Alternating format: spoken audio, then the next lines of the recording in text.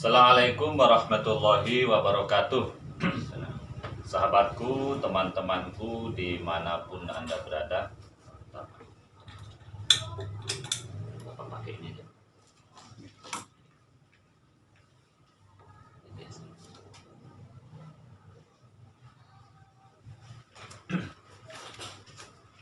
Alhamdulillah, pada pagi ini saya berada di Kabupaten Kepulauan Anambas, bertemu dengan Kepala Kantor Kementerian Agama Kabupaten Kepulauan Anambas, Dr. Haji Rizal Abdullah. Ternyata beliau walaupun sudah lama meninggalkan ibu kota provinsi, hari ini dalam keadaan sehat walafiat. Kita sapa dulu beliau. Assalamualaikum Pak. Assalamualaikum. Apa kabar Pak? Alhamdulillah baik. Langsung saja Pak. Saya hari-hari menangani konflik rumah tangga. Salah satu masalah ternyata banyak para suami itu nikah sementara atau nikah mut'ah di Kota Batam, khusus kita ya, Kota Batam, Tanjung Pinang. Saya pernah ngomongi dia, Nabi pernah melakukan itu katanya ketika perang, ada nyuruh pasukannya. Nah, ternyata alasan orang nikah mut'ah itu bukan sekedar perang menurut dia. Salah satunya diterjemahkan misalnya sedang melaksanakan tugas. Karena mencari nafkah itu juga jihad. Nah, gitu kan? Jadi kan di Batam ini bisa kita pastikan banyak orang kerjanya tak mungkin membawa istri karena dia bolak-balik. Seperti teman-teman polisian, kejaksaan, segala macam. Di Batam paling 2 tahun pindah lagi. Nah itu saya ingin yang tanya kepada Bapak, nikah mut'ah ini kan yang pasti di Indonesia dibolehkan apa tidak secara hukum? Silakan Pak. Wah, ini pertanyaannya berat ini. Iya. Ya. Ya. Terima kasih Pak Ustaz Mariano udah sampai ke Anambas Ya. ini, dan terima kasih juga ini ada kesempatan. Walaupun sesungguhnya terkait mut'ah ini mungkin saya tidak ahlinya ya. Iya. Artinya pertama mungkin saya memang bukan pelakunya. Iya, betul. Artinya Bapak Walaupun- tidak nikah mut'ah kan? Iya, walaupun saya KTP-nya Batam, juga saya Anambas. Iya. Kebetulan aja hari ini Iya. keluarga tidak di sini. Iya. Karena ada urusan dan belum langsung dijadwalkan. Kedua, memang nikah mut'ah ini walaupun ini secara hukum di Indonesia, setahu saya ini tidak dibenarkan. Tidak dibenarkan. Dan memang masih ada masyarakat ya, di beberapa tempat di Indonesia ini dan juga di beberapa tempat ini juga penganut ajaran tertentu, walaupun mereka mengaku Islam, mereka masih beranggapan bahwa hadis yang mengatakan pada waktu perang itu boleh nikah mut'ah itu sampai sekarang masih berlaku dengan berbagai dalil. Dan itu kalau kita lihat bawahnya di Iran itu ada aliran atau ajaran tertentu yang mereka juga masih mengaku sebagai agama Islam, tapi mereka mempraktikkan mut'ah. Tapi begitu kita telusuri praktek dari mut'ah yang mereka lakukan itu, banyak ulama yang berpendapat itu seperti melegalkan zina atau prostitusi saja. Artinya mereka itu minat. Jadi ada pengelolanya, kemudian ada gambar-gambarnya, kemudian mereka ada minat, dia pakai, kemudian ada yang harus dia bayar, kemudian ada limit waktu sampai sekian minggu umpamanya. Nanti dia pakai, habis itu dia tinggal lagi. Maka prakteknya bersama dengan prostitusi, dengan prostitusi juga, tapi berjangka waktu dan berbayar, walaupun ada embel-embel ijab kabul dan segala macamnya. Nah, maka saya meyakini bahwa sesungguhnya hadis yang mengatakan bahwa nikah mut'ah itu sudah diharamkan itu tetap berlaku, dan tetapi walaupun masih ada yang masih berpegang dengan hadis itu, dan itu masih ada beberapa tempat. Saya juga melihat kalau kita pergi ke ini ya, puncak gitu ya. Kalau kita ke puncak itu ada tulisan-tulisan di daerah dekat Taman Safari itu, ya, ya kan. Di situ ada warung-warung, wartel, apa, minimarket, itu tulisan Arab gitu. Nah, dengan cerita memang ada kalangan-kalangan tertentu yang pada musim-musim tertentu itu mereka datang ke sana membawa pasangannya. Bisa jadi pasangannya dari sana atau juga pasangan dari luar. Tapi mereka sengaja tinggal di situ karena komunitas yang di situ banyak gitu kan. Maka mereka melakukan kontrak di situ gitu kan. Kontrak pada waktu tertentu. Dan masih ada, artinya di Indonesia juga masih ada yang memahami bahwa kawin kontrak atau mut'ah itu boleh itu, walaupun undang-undang Indonesia sendiri mengatakan itu tidak dibenarkan, karena dalam Undang-Undang Nomor 174 itu pernikahan itu adalah ikatan lahir batin antara seorang laki-laki dengan perempuan untuk membentuk keluarga yang bahagia dan kekal. Nah, di sini kalau kita lihat definisi bahagia dan kekal itu, dan tentu berdasar ketuhanan yang Maha Esa kan itu. Ini jadi bahagia, dan kita tidak mau pernikahan itu dijadikan sementara gitu. Tapi kita ingin untuk selama-lamanya, bahkan kita ingin bukan hanya sampai ke pintu surga, tetapi sama-sama nanti dengan pernikahan itu bisa membawa kita masuk ke surga. Nah, begitu. Terus gini Pak, kalau itu kan jelas yang terkenal di mana, di puncak ya. Artinya kan itu sebenarnya itu dulu ya, nggak tahu kita kalau sekarang mungkin ada kebijakan udah itu nggak ada lagi, apalagi musim COVID orang datang bisa jadi. Tapi itu dulu, dan itu bisa kita lihat di dalam beberapa. Kalau itu kan Pak, memang menurut saya kan zina berkedok nikah. Karena ada beberapa teman saya situ, artinya begini, kenapa saya sebut zina berkedok nikah? Karena penyimpangannya di wali. Nah, itu. Tapi oke lah, itu urusan mereka. Nah, yang saya maksud nih Pak Kepala, memang bukan prostitusi. Saya ingin berikan contoh saja lah, ya, yang hari-hari saya hadapi. Ada seorang anggota DPR membutuhkan seorang istri. Kan dia anggota DPR itu kan 5 tahun. Ini fakta. Ada juga anak kuliah 4 tahun. Jadi tugas si laki-laki ini, yang penting kuliahmu aku cukupi. Nah, tapi kebutuhanku aku cukupi juga. Si laki-lakinya orang baik-baik, artinya bukan hidung belang. Si perempuan pun maaf, bukan PSK sebenarnya, orang baik-baik juga, demi menyambung hidup, demi melanjutkan kuliah. Nikahnya betulan. Nah, ini bagaimana tanggapan Pak Kepala? Kan kalau yang di Bogor itu kan menurut saya memang nyari duit murni. Kalau yang kasus di sekitar kita Kepulauan Riau ini kan berbeda dengan yang di Bogor itu tadi. Ada contoh misalnya Pak, seorang wanita kerja di Batam. Ada seorang laki-laki yang kebetulan juga tugas di Batam. Ini sama-sama baik karena memang bukan PSK. Dia untuk menyambung hidup keluarga, untuk ngirimi anak, nikahlah 3 tahun terakhir yang saya ingin berikan nasihat. Alasannya adalah nikah mut'ah, suka sama suka. Nah, kalau tanggapan Bapak seperti yang di Batam dan lain-lain yang sekitar kita itu bagaimana itu? Ya. Pertama, kita lihat dulu istilahnya kajian dalam hukum Islam ya. Tadi sudah kita katakan bahwa hadis yang terkait dengan dibolehkan dulu nikah mut'ah pada kondisi darurat seperti itu, ternyata itu sudah ada hadis yang berikutnya yang mengatakan itu sudah tidak boleh lagi, artinya tidak sudah boleh dinasahkan atau sudah tidak diizinkan lagi.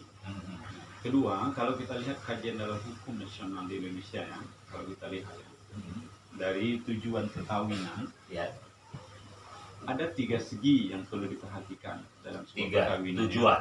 Iya. Pertama, kita lihat dari aspek hukumnya, aspek hukum, kemudian dari aspek sosialnya, kemudian yang ketiga dari aspek ibadahnya. Oh iya. Nah, itu yang perlu kita lihat. Hukum, sosial, ibadah. Sosial, ibadah. Apa aspek hukumnya? Nah, kalau kita lihat lagi Pertama, di dalam sebuah perkawinan itu dikatakan bahwa perkawinan itu merupakan suatu perjanjian yang sangat kuat. Nah, maka dalam Al-Quran itu dikatakan misaqan ghaliza, kan iya kan? Ya betul. Nah, imsakun bil ma'ruf atau tasrihun bi ihsan, atau ada juga dikatakan tasrihun bi ihsan. Ya. Jadi pergauli dia dengan baik. Kalau kamu sudah tidak mau, maka pisah juga dengan baik-baik. Makanya ada proses pernikahan, ada administrasinya, dan ada pencatatannya. Ya, ya. Kemudian kalau kita sudah tidak cocok lagi, kemudian ada alasan-alasan yang dibenarkan secara syar'i kita untuk berpisah, maka kita bisa berpisah dan bisa mengajukan cerai. Boleh cerai talak atau cerai gugat. Yeah. Mana ini secara hukum dan ini dibenarkan kan itu. Termasuk juga bagi seorang laki-laki, kalau dia itu berkemampuan untuk menikahi lebih dari satu itu juga dibenarkan. Tetapi bukan untuk main-main. Maka karena secara hukum nikah itu adalah sesuatu yang serius. Kalau mau tahu macam main-main ya. Nah, nikah ini kan macam main-main jadinya kan. Artinya kepentingan bisnis atau dari segi ekonominya ini yang lebih diutamakan sebetulnya. Mestinya bukan itu kan. Bukan itu. Nah, jadi ada aspek yang kedua lagi yang mesti diperhatikan. Yang kedua itu adalah aspek sosial. Nah, ini mesti diperhatikan terutama bagi kaum wanita, bahwa sesungguhnya pernikahan itu mengangkat harkat dan martabat kaum wanita. Tuh, nanti kalau nikah mut'ah ya merendahkan dia sebetulnya. Kenapa demikian? Karena kalau dia nikah berjangka waktu, artinya nanti pertama dari segi cap duniawi, pasti perempuan ini akan dikatakan pelakor nantinya. Karena sepandai-pandainya menyimpan bau busuk, ini dia orang menganggap nikah terbongkar juga, terbongkar juga, dan pasti bakal ketahuan juga nanti. Salome pula deh. Ya. Walaupun ada istilah orang tertentu teh botol sosro aja yang mana airnya keluar, oke.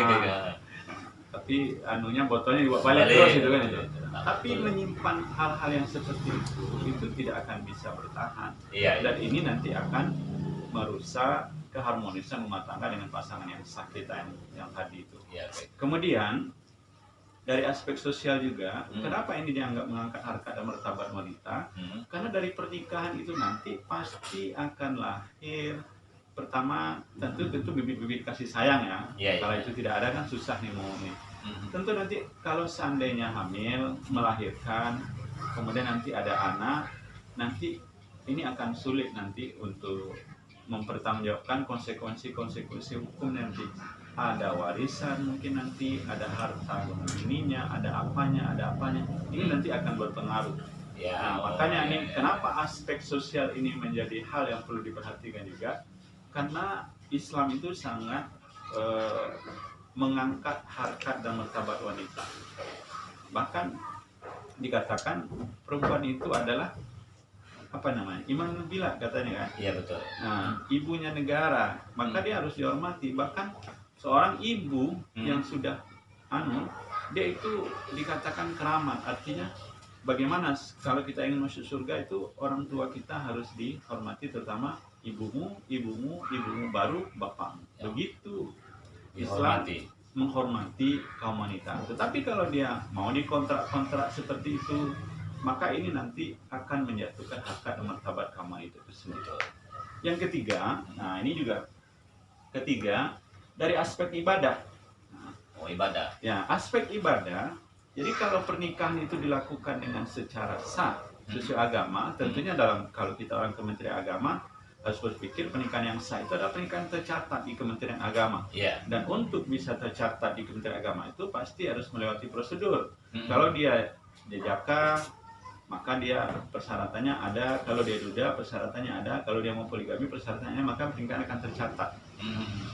Nah, maka pernikahan yang sah ini walinya ada, artinya rukun nikah yang terpenuhi, ada pengantin laki-laki, ada pengantin perempuan, ada saksi, ada wali yang pasti ijab kabulnya jelas dan tercatat, karena undang-undang kita mengharuskan itu tercatat, dan nanti mendapatkan buku nikah, ada kartu nikahnya, bahkan secara elektrik lagi, bahkan nanti kalau kita di Anambas ini ada namanya program 9 in 1. Artinya ada 9 yang bisa didapatkan oleh seorang pasangan suami istri kalau dia menikah secara sah. Banyak ya? Iya. Karena nanti selain buku nikah, kartu nikah yang digital juga dia akan dapatkan, dia akan merubah KTP-nya langsung. Jadi statusnya langsung berubah. Jadi Berubah ya. dari apa namanya tidak menikah menjadi menikah. Nah, itu dapat dua kan suami istri. Kemudian kakaknya dia akan dapat sendiri lagi nanti, pisah dari kakak orang tuanya. Maka dia akan dapatkan itu. Nah, ini keuntungannya. Jadi secara administrasi pertanggungjawaban dunia akhiratnya insya Allah beres. Kalau itu. nikah mut'ah kan repot. Kalau nikah mut'ah pasti repot. Iya. Nah, itu. Kemudian ingat dalam salah satu hadis, ini di hadis Arba'in nomor 25, Iya. itu pernah ada sekelompok sahabat Rasul yang bertanya kepada Rasul, ya Rasulullah, beruntung sekali lah orang-orang yang punya harta, orang-orang kaya itu ya Rasul. Beruntung bagaimana kata Rasul? Iyalah Rasul, mereka itu sembahyang sama seperti kami sembahyang, mereka puasa sama dengan kami puasa. Iya. Tetapi mereka itu punya kelebihan harta, mereka punya bisa berinfak, bersedekah dengan harta yang dia punya kata Nabi. Maka jawab Nabi, kalian sesungguhnya juga bisa berinfak, bersedekah, mengucapkan tasbih, tahmid, tahlil itu juga bagian dari sedekah. Nah, tetapi ada poin penting terkait dengan aspek ibadah ini. Ternyata setiap kita menggauli istri kita, dalam contoh istri yang sayang, maka kita dicatat sebagai pahala. Nah, kok bisa berpahala ya Rasul, kata sahabat itu. Iyalah kata Rasul, bayangkan kalau kalian menyalurkan sahabat kalian kepada yang bukan sah, kepada pelacur, kalau kalian berzina, maka kalian akan dosa. Maka kalau kalian salurkan kepada pasangan yang sah, maka kalian dapat pahala. Maka itu aspek ini tadi.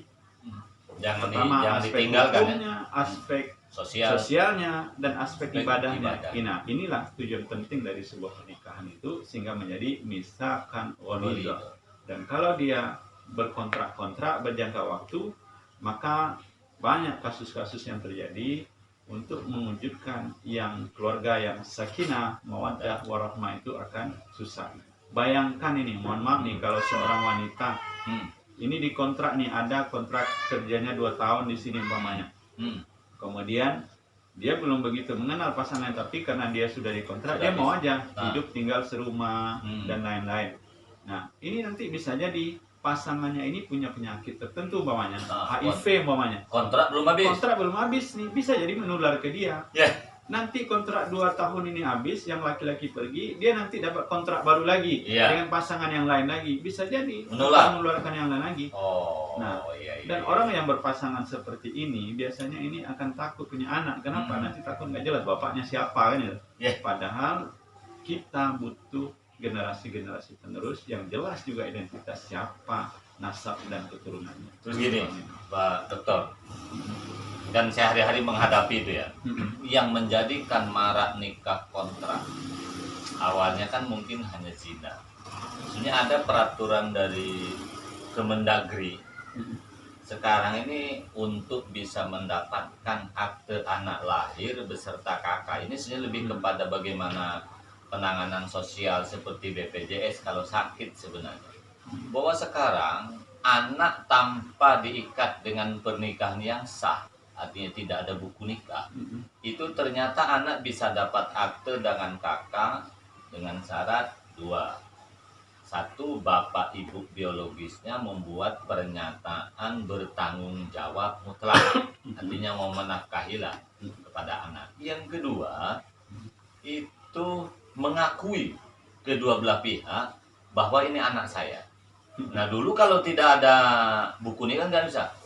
Nah, tanggapan Pak Dokter terhadap edaran Kemendagri itu, kalau kita orang Kemenang kan pening dibuatnya, sisi lain kita yuk jangan nikah siri, ini pula membolehkan.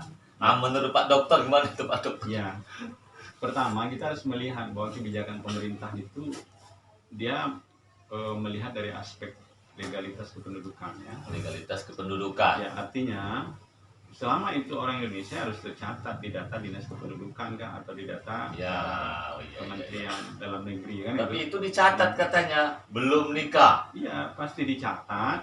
Nah, tetapi semua umat beragama juga harus paham untuk pencatatan itu kan dia harus melewati tahapan-tahapannya, dan itu juga harus membuat dia legal secara agama.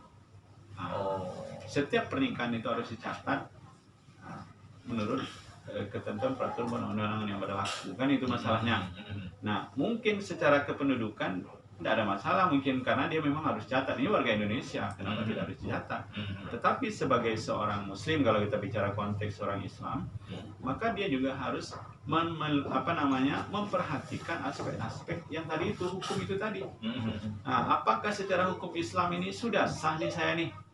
Apakah saya termasuk bagian dari zina kah atau apakah? Ini juga harus Kenapa? Karena yang kita cari dalam sebuah pernikahan itu sesungguhnya adalah itu tadi, sesuai dengan doa-doa kan. Kita ingin mudah-mudahan jadi keluarga yang sakinah.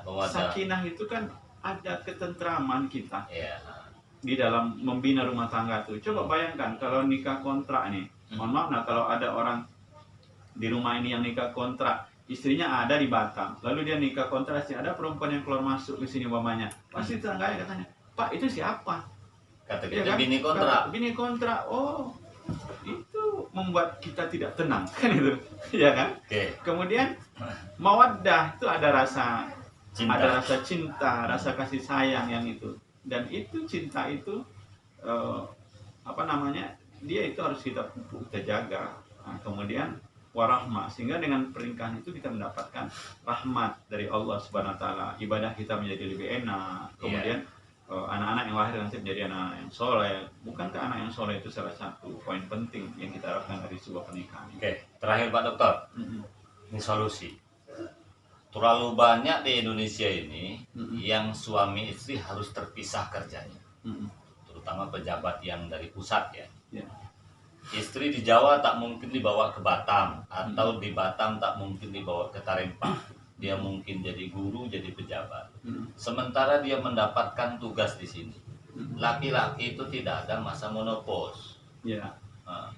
Si Otong tuh masih nak jalan terus, gitu kan? Nak balik biaya mahal, tiket tak mungkin. Nah, nak zina takut dosa. Ini solusi dari Pak Dokter macam mana itu?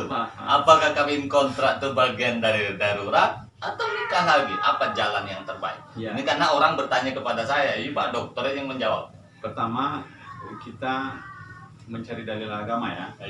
Ya masyarakat sabab man istata'a minkumul ba'at falyatazawwaj dan seterusnya kan. Nah, di sini bahkan anak muda, bukan orang yang sudah berkeluarga, anak muda yang nafsunya tentu menggebu-gebu masih bahasa pubertas itu. Kalau memang kita mampu untuk berkeluarga lah, kan itu katanya. Nah, maka apa solusi yang diberikan bagi yang belum mampu? Puasalah. Fa innaha lahu wija. Suruh puasa. Salah satu solusinya puasa. Senin Kemis kah, atau laksanakan ibadah-ibadah kah, dekatkan diri kita dengan tokoh-tokoh kah, dengan orang. Kenapa kita kadang-kadang selalu berpikir ke situ juga artinya berpikir untuk mama berhubungan seks ini karena kadang-kadang kita dipengaruhi oleh lingkungan kita apa? Ini seperti Pak Ustadz Mariono pernah cerita. Ini nih banyak sekali yang bisa kita lihat, termasuk konten-konten pornografi dan segala macam, dan semakin banyak kita melihat, semakin banyak kita melakukan zina mata, zina apa, maka pemikiran-pemikiran untuk melakukan hal yang seperti itu semakin besar, akan muncul terus kan itu. Maka kalau kita dekatkan diri dengan puasa, kita dekatkan diri dengan bergaul dengan orang-orang soleh, memperbanyak olahraga kan itu, olahraga kan kita dengan apa, kemudian kita rajin ke masjid, ke ibadah, maka niat-niat yang seperti itu walaupun ada, tapi itu pasti akan sedikit berkurang kan itu. Kedua, suami istri ini kata Nabi, rezeki yang terbaik itu adalah rezeki yang didapat dari dalam negerimu. Artinya apa? Di situ ada anak, ada istri, ada keluarga kita yang bisa kita nikmati. Nah, kenapa nih? Kalau kita pikir-pikir, kenapa sih Nabi Adam itu di surga waktu dia sendirian gelisah dia kan itu? Akhirnya begitu ada Hawa, baru dia merasa tenang dan bahagia, sampai-sampai dia pun akhirnya terpengaruh oleh Hawa, dibujuk iblis kan itu, gara-gara perempuan kan itu. Artinya apa? Perempuan itu sebenarnya salah satu penyebab ketenangan. Makanya dalam agama dikatakan hunna libasul lakum wa antum libasul lahunna. Mereka itu adalah pakaian bagimu dan kamu adalah pakaian bagi mereka. Artinya apa? Fungsi pakaian ini banyak. Tadi saya berpakaian yang lain, mungkin kalau di foto modelnya lain, tapi kalau kita berpakaian yang seperti ini mungkin Modelnya kalau di beda. YouTube modelnya beda lagi kan itu. No. Artinya apa? Pertama, pakaian itu fungsinya untuk memperindah orang memandang. Iya. Kemudian kalau cuaca dingin atau panas, dengan pakaian kita bisa menutup diri kita dari kepanasan dan kedinginan. Ya, betul. Nah, jadi ada kehangatan di situ. Ada tempat kita curhat, melepaskan segala macam di situ melalui keluarga itu. Oke. Ketiga, dengan macam mana supaya kita bisa menahan diri itu, wala saufa yu'tilaka fatardo. Ada keredoan di situ. Kalau semuanya redo, yang satu walaupun di sana bertugas, walaupun dia ada di sini, kalau sama-sama redo, tetap terjaga komunikasi. Sekarang itu kan bisa aja jauh di mata, dekat di handphone. Jadi komunikasi. Ridho itu bahasa lain dari setia lah. Setia, redo artinya gini. Coba dalam sebuah keluarga itu ada, kalau orang yang tidak redo, kalau lihat ada piring bertumpuk-tumpuk, belum sempat dicuci istri, sementara istri kita dalam keadaan sakit. Kalau suami redo, dia pasti akan urus istrinya juga cuci piringnya. Pasti tidak ada dongkol lihat. Iya. Tetapi kalau tidak redo, apa nih kau di rumah tak terurus kan itu? Iya. Padahal kalau dia redo kan dia bisa bersihkan itu. Termasuk kalau dia yang satu di mana, yang satu di mana. Kalau sama-sama redo, maka tidak akan terjadi yang namanya mut'ah itu. Iya. Karena orang yang nikah kontrak-kontrak itu pasti akan ketahuan suatu saat oleh pasangan yang sahnya, itu bubar rumah pasti tangga kan? akan membawa disharmonis rumah tangga. Mungkin dia akan tidak disukai anaknya dan seterusnya, dan inilah tidak mencapai tujuan perkawinan dari itu, menjadikan keluarga yang sakinah mawaddah warahmah. Jadi demikianlah, terima kasih Pak Dokter. Mudah-mudahan ini jadi pertimbangan bagi kawan-kawan saya, teman-teman yang biasa di kota besar, ya, yang hendak mau melaksanakan nikah mut'ah. Mohon dipertimbangkan, karena merugikan diri kita, merugikan pasangan kita, yang pasti merugikan anak kita ke depan. Oleh karena itu, saya berharap nanti kalau teman-teman yang butuh nomor WA saja, nomor WA saya dan nomor Pak Dokter nanti minta kepada saya. Saya kira itu. Terima kasih Pak Dokter atas kebersamaannya. Mudah-mudahan Pak Dokter selalu sehat, dipanjangkan umur, dan keluarga kita sakinah mawaddah warahmah. Amin. Cukup sekian. Wassalamualaikum warahmatullahi wabarakatuh. Waalaikumsalam warahmatullahi wabarakatuh.